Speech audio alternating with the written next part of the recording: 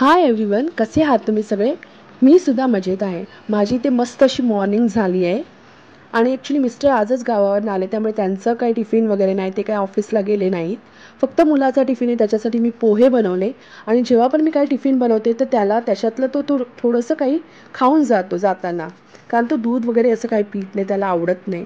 म्हणून मग त्याला शाळेत सोडायला गेली. तिथून आल्यानंतर मी नाश्त्याची तयारी केली.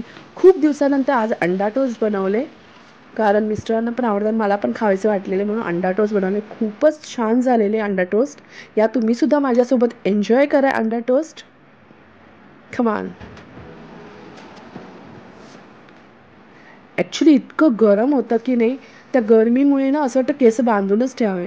ॲक्च्युली ऑक्टोबर हीट म्हणतात ना, ती सुरू झालेली आहे.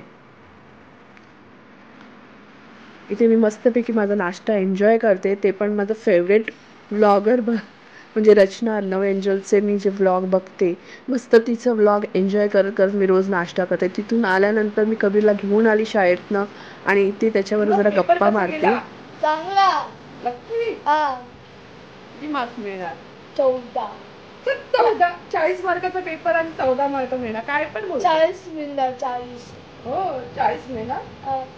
काय म्हणजे असं पेपर फोडून बाहेर येणार वाटतं? नाही, 40 मिळणार. 40 पैकी 40. हा, 40 पैकी 40. तर जेवणामध्ये भुर्जी केलेली खूप दिवसानंतर. आणि मग रात्री कोजागिरी पौर्णिमा. तुम्हाला सगळ्यांना कोजागिरी पौर्णिमेच्या खूप खूप शुभेच्छा.